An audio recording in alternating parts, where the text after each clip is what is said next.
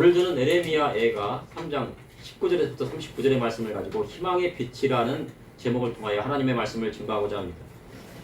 올 한 해가 시작된 지 얼마 되지 않은 것 같은데 이제 12월이 다 되었습니다. 12월임에도 날이 따뜻해서 겨울이 오나 했지만 며칠 전에 찬바람이 불면서 이제 가을이 지나 겨울이 왔구나 하는 생각이 들었습니다. 그러나 아직 추수감사절도 지나지 않았습니다. 다음 주 추수감사절 예배를 드리고 나면 본격적으로 크리스마스 시즌이 오게 됩니다. 우리나라에는 크리스마스 하면 예수님의 탄생을 축하하는 교회가 많이 바빴었습니다. 근데 최근에는 교회보다 더 바쁜 곳이 백화점이라고 합니다. 왜냐하면 백화점들은 크리스마스 장식을 서로 화려하게 하려고 서로 경쟁한다고 합니다. 그래서 크리스마스 추리라든가 그런 화려한 장식들을 하고 그 백화점을 막 홍보를 합니다. 과거에는 추수감사절이 지나면 크리스마스 행사 준비에 여념이 없었습니다. 선곡 준비도 하고 작은 꽁트나 단막극을 준비하는데 보통 한 달 정도 연습하여서 크리스마스 이브 행사를 발표했습니다. 선극에서 주인공을 맡는다는 것은 일생에서 크리스마스 행사로 가장 기억에 남는 일입니다. 저도 과거 어린 시절에 교회에 갔는데 크리스마스 선극이나 연극의 주인공을 몇 번 맡아본 기억이 있습니다. 주인공을 맡았던 것은 제가 연기를 잘해서가 아니고 아마 예수님을 안 믿는 집에서 교회를 나오니까 아마 좀 북돋아 주려고 사기를 북돋아 주려고 아마 주인공을 시키셨던 것 같습니다. 한 달 동안 주어진 대사를요 다 암기하고 전문 연극인에게 연기 지도도 받아보았습니다. 그런데 그러한 추억이 인생을 살아가는데 큰 추억으로 자리를 잡았다는 것입니다. 또한 크리스마스 하면 성가대 칸타타 준비가 있습니다. 보통 크리스마스 칸타타는 동창, 중창, 합창으로 이루어집니다. 그리고 이 크리스마스 칸타타는 정말 연기는 하지 않지만 그 음악 속에 연기가 극적인 요소들이 다 들어있습니다. 과거 성가대 지휘자로 크리스마스 칸타타 준비를 한 달 동안 하였습니다. 당일이 되어서 크리스마스 이브 행사가 진행되었는데 서울에서부터 교회가 있는 용인에까지 가는 길이 많이 막혔습니다. 평소 1시간이면 가는 길이었는데 3시간이 넘게 가는데 도착하지 못했습니다. 학교에서 교장 선생님께 교장 선생님 목사님이셨는데 목사님 저 오늘 크리스마스 이브라 성가대 지휘해야 되니까 빨리 가야 됩니다. 그랬더니 이브인데도 불구하고 대청소를 해야 된다고 하셔가지고요 안 보내주시더라고요. 청소가 다 끝난 다음에 이제 방학을 들어간다고 하셔가지고 늦게 출발한 나머지 이제 시작 시간이 딱 되었는데 거의 막 시작 시간이 됐는데 도착하지 못한 거예요. 그래서 어찌어찌해서 도착해서 크리스마스 칸타타 행사를 했는데 어떻게 했는지도 모를 정도로 아찔한 경험이 있었습니다. 그런데 크리스마스는 보다도 이제 이브 행사를 많이 준비를 합니다. 그런데 크리스마스 이브 행사를 준비하는 것보다 더 중요한 것은 크리스마스의 주인공이신 아기 예수님의 탄생을 축하드리는 날이라는 것입니다. 크리스마스의 주인공은 누굽니까? 예수님이십니다. 우리 어린이 여러분 크리스마스 하면 어떤 날로 생각이 됩니까? 크리스마스 하면 무슨 날로 생각돼요? 예수님이 탄생하시는 날. 맞습니다. 예, 생신이죠. 그리고 또 다른 거 생각나는 게 뭐가 있나요? 크리스마스 하면 어린이 여러분들은요, 예, 선물 받는 날로 크리스마스 하면 크리스마스는 선물 받는 날이야라고 생각할 수 있습니다. 그런데 크리스마스는 2000년 전 평화의 왕으로 이 땅에 오신 예수님의 탄생을 기리는 날입니다. 그래서 축하 공연을 하는 것입니다. 우리 교회도 작은 교회지만 그래도 앞으로는 크리스마스 때 작은 공연을 준비하여서 하나님 앞에 영광 누리는 날이 되었으면 좋겠다는 생각을 문득 하게 되었습니다. 현재 세상에는 많은 어린이들이 고통을 받고 있습니다. 전쟁이 나면 어른들이 다치고 죽는 것도 있지만 많은 어린이들이 죽고 다친다고 합니다. 그래서 전쟁은 되도록 일어나지 말아야 합니다. 그러나 세계 곳곳에서 전쟁이 끊이지 않고 있습니다. 이는 사람 사이에는 탐욕 때문이라고 할 수 있습니다. 성경의 세례요한은 2벌 가진 자는 1벌 옷 없는 자에게 나누어 주라 하셨습니다. 그런데 사람의 욕심이란 양을 99마리를 가지고 있어도 가난한 자 한 마리 양을 취하여서 100마리를 채우고 싶은 것이 사람의 탐욕입니다. 그로 인해서 뭐가 일어납니까? 예, 전쟁이 일어나는 것입니다. 그러나 하나님께서는 그런 못된 인간의 탐욕과 습성을 미워하십니다. 그래서 믿음에 사는 하나님의 말씀대로 돌아가야 합니다. 여호와께로 돌아가야 합니다. 그래야 할 때 이 땅에 참된 평화가 오게 되는 것입니다. 오늘 보면 예레미야 이가를 보니 전쟁으로 예루살렘 성이 함락되고 유다는 처참한 고통 속에 빠져들었습니다. 휩싸였습니다.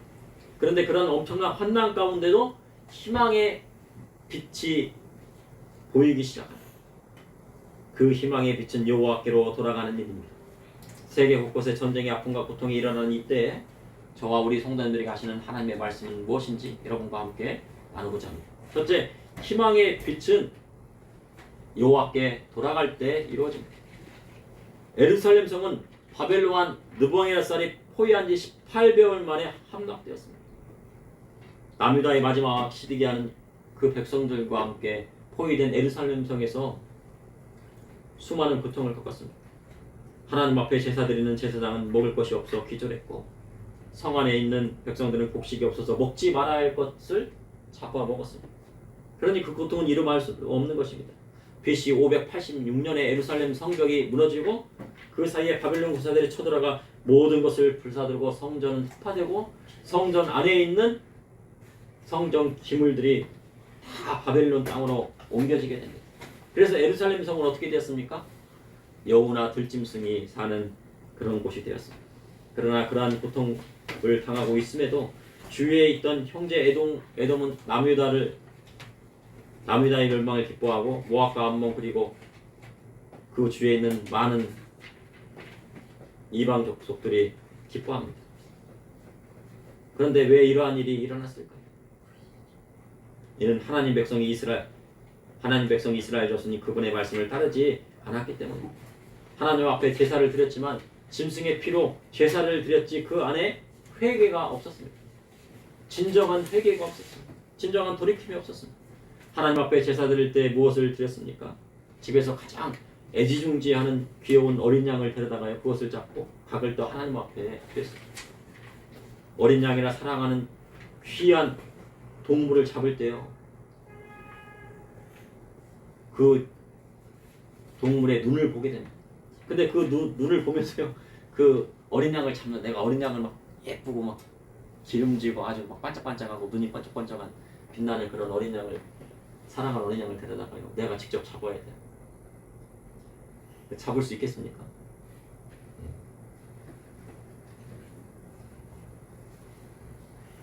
그 눈을 보면 다시 되짚고 싶은 생각이 들지 않는다고 합니다. 그러나 이스라엘 자손은 하나님 앞에 형식적으로만 제사를 드리고 그 안에 하나님의 뜻을 따르지 않았습니다.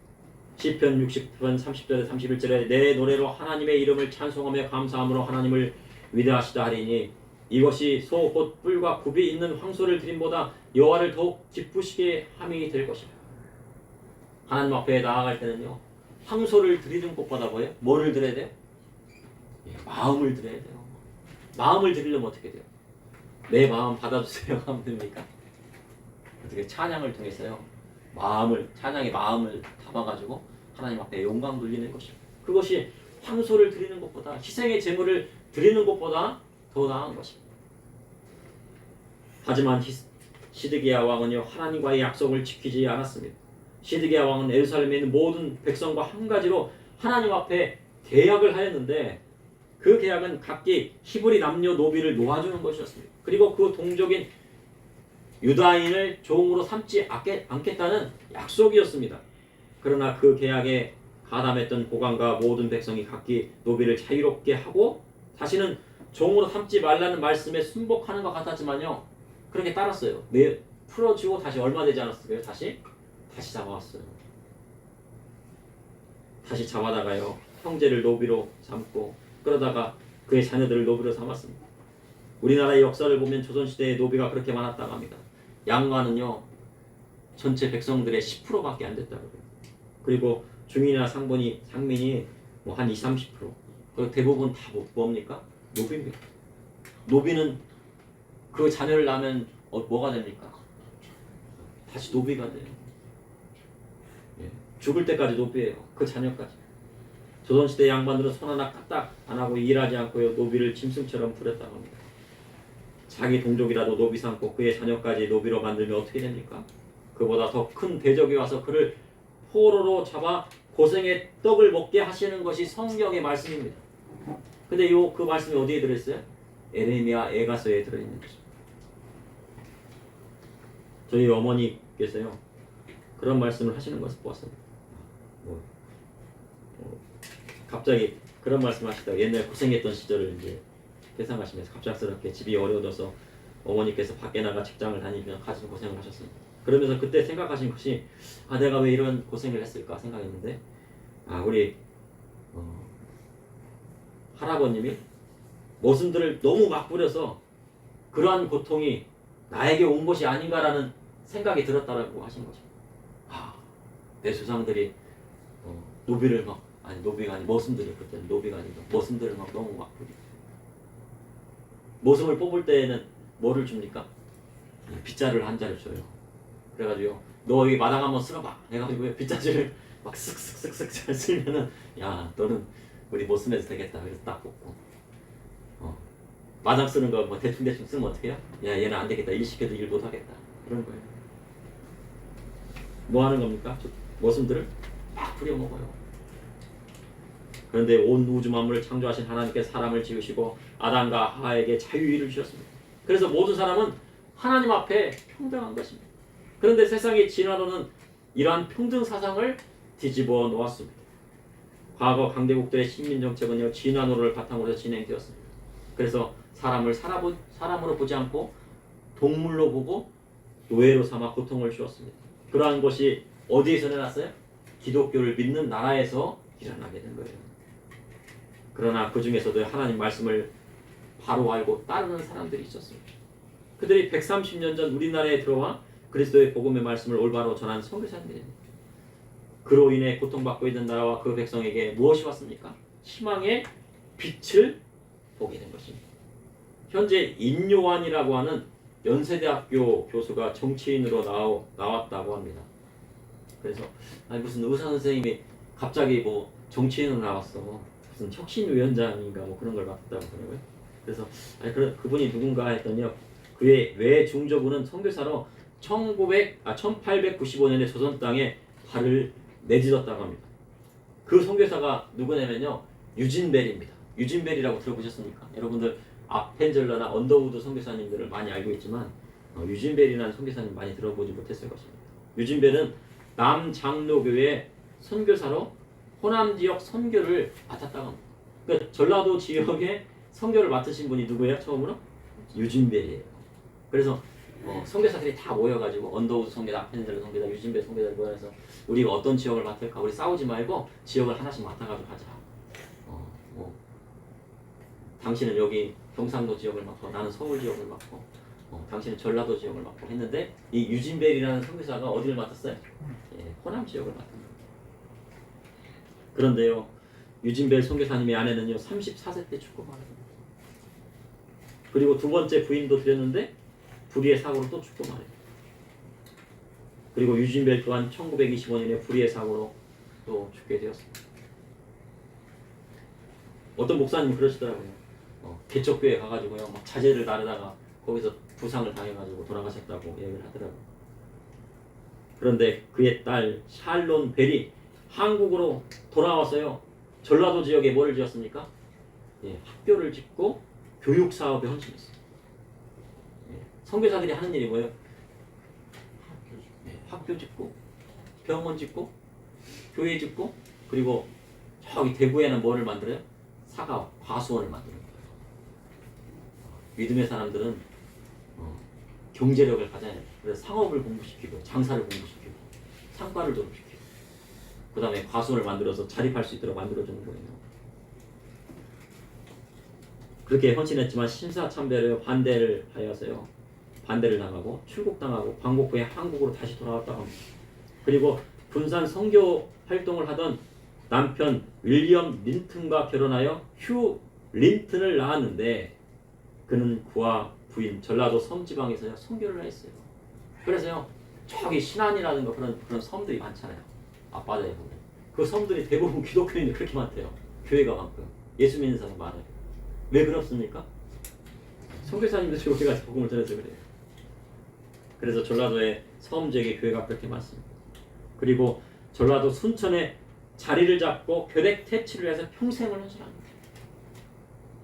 그리고 북한까지 가서 결핵 치료를 위해서 힘을 썼다고 그래요. 그리고 우리나라 최초의 이제 구급차 앰뷸런스도 만든 거예요. 만들어가지고 막 그 구급차를 타고.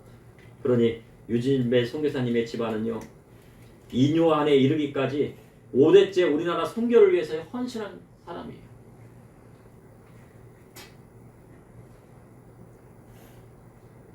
그 유진배 선교사님은 어디를 하신 거예요?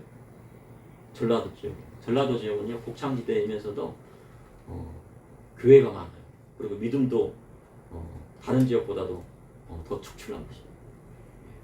그래서요, 우리나라가 살려면 어디가 살아야 돼? 예, 호남, 전라도에 있는 교회들이 사는 거예요.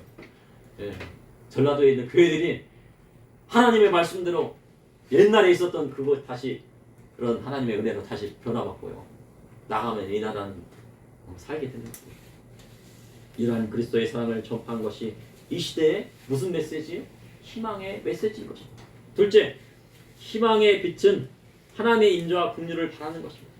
하나님의 백성이 잘못하면 누구에게 돌아가야 합니까? 하나님의 백성이 잘못하면 누구한테 돌아가야 돼요? 바로요, 주님께 돌아가요. 잘못은 저지른 아들이요, 부모님께 회초리를 맞고 아파할 때 그의 분하에 집에 뛰쳐나가면요, 그의 인생은 끝이 나고 말아요. 저도 호차에 맞고요, 집에 뛰쳐나간 적 있어요. 어릴 때, 저도 학교 때. 그런데 어머니한테 붙잡혀가서 다시 혼났죠. 그런데 뛰쳐나가면 안 돼요. 다시 돌아가야 돼요. 부모님 말씀에 순종하고 마음을 고쳐먹고 다시 새롭게 되면요, 그의 인생에 희망의 빛이 일어나는 것입니다. 하나님의 자녀는 죄로 인하여 그분의 징계를 받을 때가 있는 것입니다.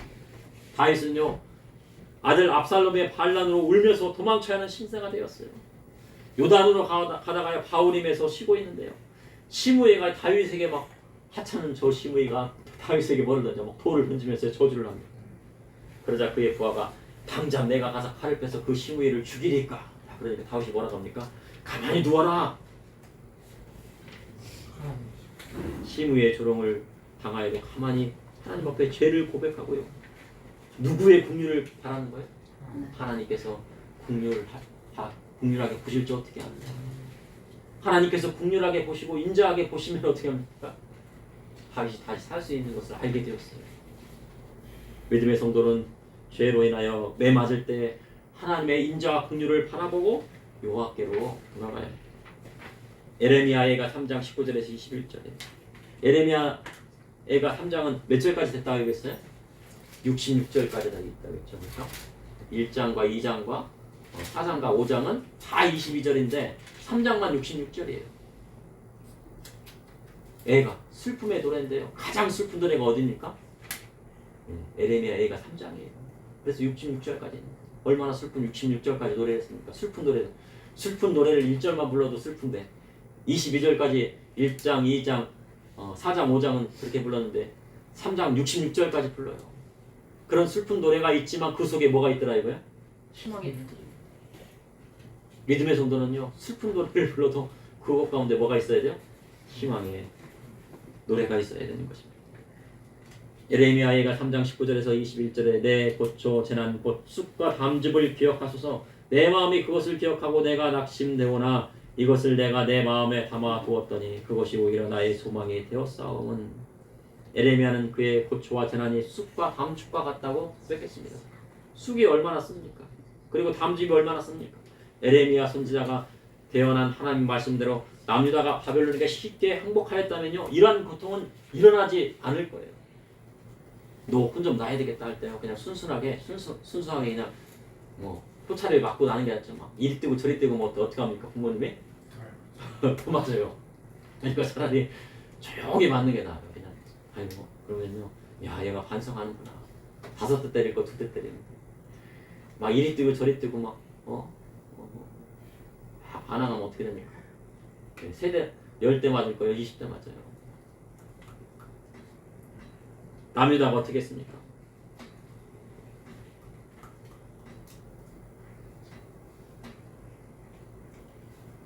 하나님 말씀을요 받아들이지 않았어요. 그렇게 끝까지 버틴 시드기야가 두 눈 다 뽑히고 세 멍에와 세 사르를요 엮어가지고요 바벨론을 끌려가요. 그 두 아들은 죽고 두 눈 다 뽑혀요. 에레미야가 뭐라고 했습니까? 나무 멍에를 매라고 했잖아요. 자, 나무 멍에를 먹여 다 와가지고 나무 멍에를 메고 바벨론 땅으로 포로로 가라 그랬더니 안 된다. 우리는 무슨 바벨론을 미냐 하면서 나무 멍에를 막 꺾어버렸어. 그랬더니 다시 에레미야가 뭐를 주었어요? 새 멍에를 주. 하나님 앞에 죄를 지으면 이렇게 순순히 받고 하나님 앞에 회개하는 거였어요.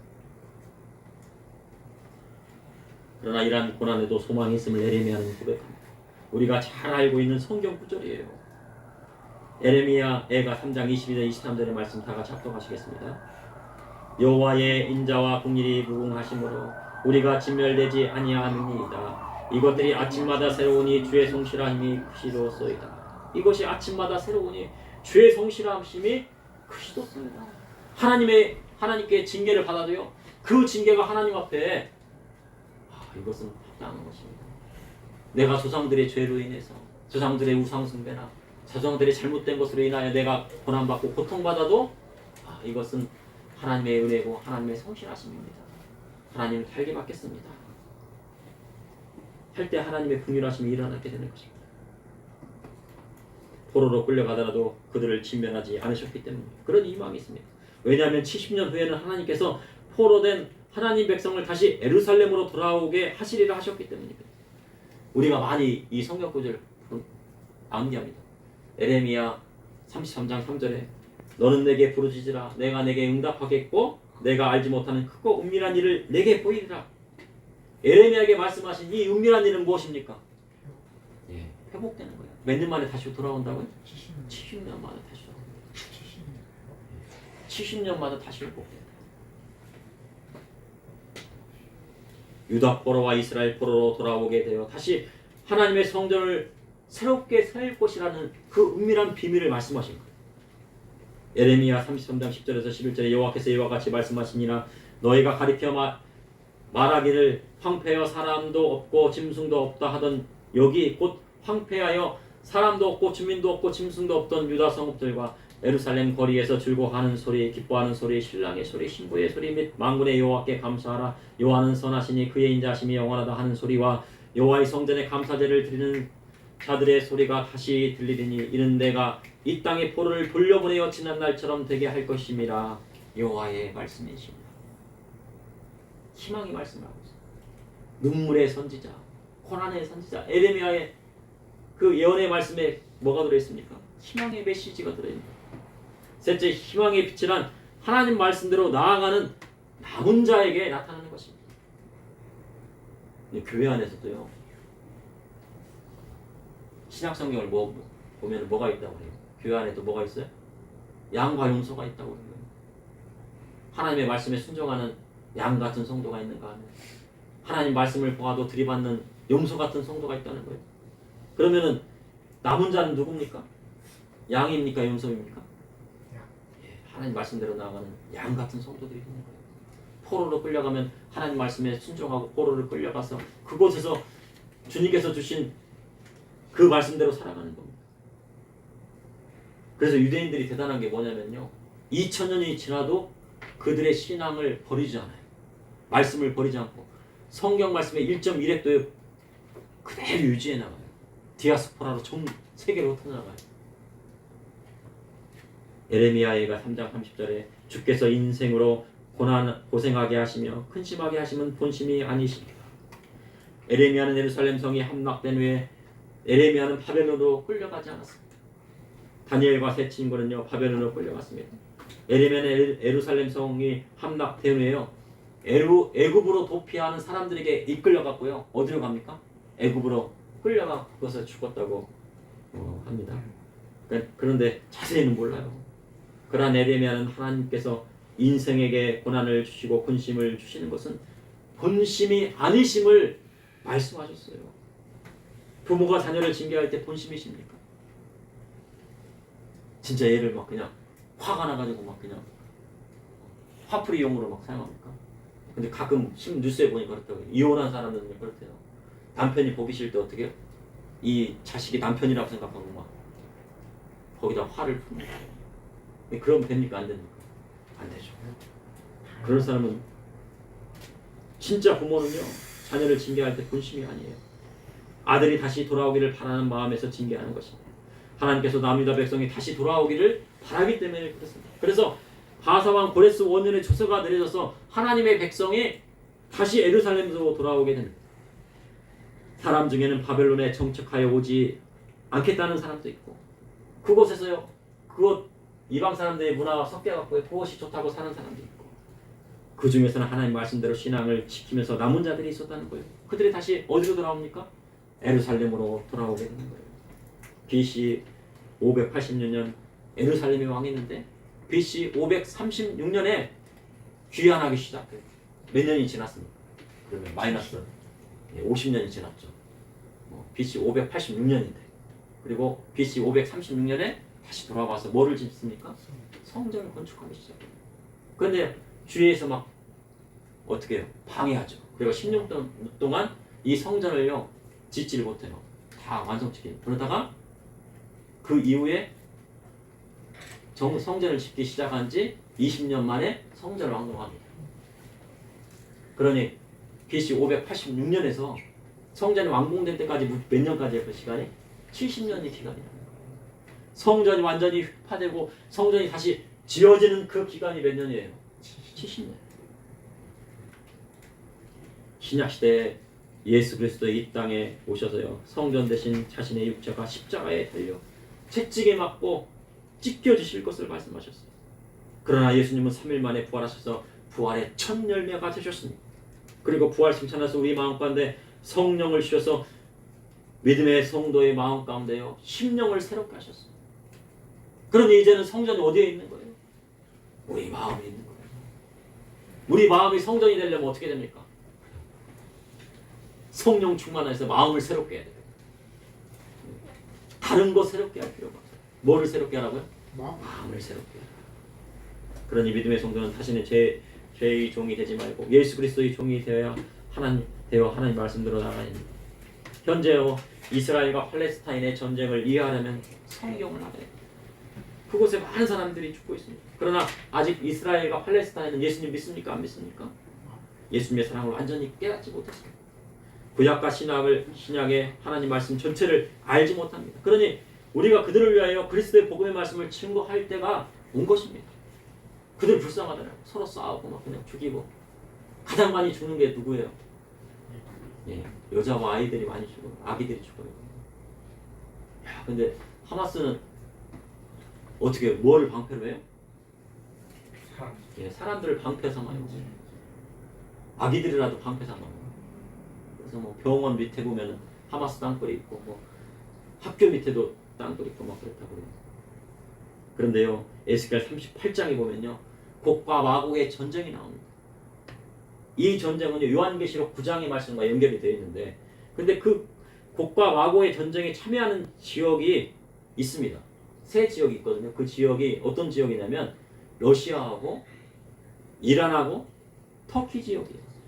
그래서 이 말세 지말에는요 러시아와 이란과 터키가 연합하여 이스라엘을 치게 될 것을 에스겔서 38장이 기록하고 있어요. 그런데 하마스의 작전이 무엇입니까? 하마스는요 절대 이스라엘 이길 수가 없어요. 이번 테러 저질러 갖고요 이스라엘을 이긴다는 것은요 절대 불가능한 걸 알고 있어요. 그럼 이런 테러를 저지른 이유가 뭐예요? 누구를 끌어들이려고요? 그 뒷배후에는요 이란이 있어요. 그러니까 이란을 끌어들여요. 곡과 마곡의 전쟁에서 누구와 누구라고요? 터키와 러시아와 이란이에요. 이란을 끌어들이고 개입하면 뭐 제5차 중동전쟁이 일어나고 중동전쟁이 일어나면 어디가 또 개입해요? 러시아가 개입하겠죠. 또 터키도 이슬람 국가니까 또 개입할 수도 있는 것입니다. 그런데요 이번 일로 하마스가 이란을 끌어들여서 전쟁을 막 판을 키우려고 하지만 이란이 참전하겠습니까? 안 하겠습니까? 안 하죠. 왜 안 합니까? 아직 때가 안 됐어요. 에스겔서 38장의 말씀이 진행이 되려면은요 아직 멀었습니다. 그러니 현재 하마스의 생각대로 되지 않아요. 이는 때가 차지 않았기 때문에. 요한계시록 9장 16절에 마병자 수가 2만만이니 내가 그들의 수를 들었노라. 7년 대환란에 2만만의 군대가요 이스라엘 땅으로 진격해갖고요 싸우러 오는 거예요. 그래서 많은 학자들이 그러면 2만만이니까 2억이잖아요. 그 2억 명의 군사를 갖고 있는 나라가 누굴까? 예, 했더니 중국이라는 생각을 합니다. 근데 확실하진 않아요. 근데 중국일 거라고 생각해요. 그러니 이란과 러시아와 중국은 어떻게 했어요? 연결이 돼 있어요. 그리고 중국은 또 어디를 치는 거예요? 대만을 치겠다고 공식화했어요. 그러니 우리나라도 안전하지 않아요. 근데 중국은 또 어디와 연결됐습니까? 네, 북한과 연결돼 있어요. 그러니까 성경을 알게 되면요, 이 성경의 역사를 큰 흐름에서 보게 되는 거예요. 네. 그러나 전쟁은 하나님께 속해 있습니다. 그러니 믿음의 성도는 나라를 위해 기도할 때가 되었어요. 내년에요, 그 총선이 있다고요. 그래가지고 각 당마다 몇 석 한대요? 몇 석 하겠대요? 200석 한대요. 200석 막 서로 막 200석 하려고. 우리가 200석 해야 한다. 200석 한다. 근데 왜 200석을 왜 하려고 합니까? 예? 200석 하면 뭘 할 수 있습니까? 과반이 아니죠, 그렇죠? 150석, 150석이면 공평할 텐데 200석이면은 3분의 2가 넘잖아요. 그렇죠. 개헌을 하려고 하는 거예요. 헌법을 고치겠다. 이승만 대통령이 기독교 입국론에 의해서 우리나라의 헌법을 만들었어요. 미국과 영국의 헌법을 그대로 들여왔단 말이에요. 그래서 그 헌법 안에는 뭐가 들어있습니까? 예, 종교의 자유가 들어있어요. 종교의 자유와 민주주의는요, 자유민주주의는 뗄래야 뗄 수 없는 겁니다. 북한은 조선인민민주주의공화국이잖아요. 거기도 민주주의예요. 그렇지만 거기는 뭐가 없습니까? 종교의 자유가 없죠. 그런데요, 이 자유자 한자를 빼면은요, 종교의 자유도 없는 거예요. 그러니 믿음의 성도는요, 정신을 바짝 차려야 되는 겁니다. 예, 바짝 차리고 기도해요. 나라와 민족을 위하여. 왜냐하면 하나님 안 믿는 사람이면 누가 200석 하든지 상관없어 그렇게 하시면 하나님을 믿기 때문에 관심을 가져야 돼요. 근데 오늘 서론에서 제가 말씀드린 거는 크리스마스를 이야기하고 싶었습니다. 세계 곳곳에 전쟁이 일어나니까요. 이스라엘에 막 이팔 전쟁이 막 일어나면서 거기에는 크리스마스가 없을 거 아니에요, 그죠? 전쟁인데 무슨 크리스마스겠습니까? 예수님이 탄생을 하신 곳이 어디입니까? 유대 베들레헴이죠, 그죠? 그리고 예수님께서 또 어디 올라가셨어요? 성전에 올라가셔서 하나님 그 그리스도의 복음의 말씀 또 증거했잖아요, 그죠? 그러니 그곳에서요 크리스마스 막 장식이 일어나고 크리스마스 추리가 있고 예수님의 탄생하신을 축하하는 소리가 들려야 될 때가 와야 돼요. 그래야지 누가 오신다고요? 우리 예수님이 오시는 거예요. 이스라엘이 돌아와야지. 그 사명이 누구에게 있습니까? 우리에게 있고요. 우리 자녀들에게 있어요. 그러니 그렇게 하려면요, 지금부터 우리는 크리스마스를 그냥 올해 크리스마스는 대충 지나지. 코로나 때는 대충 지나갔죠. 어떻게 하면 크리스마스 예배 드리는 것만으로도 하나님 은혜입니다 했지만 이제 코로나 지났잖아요, 그죠?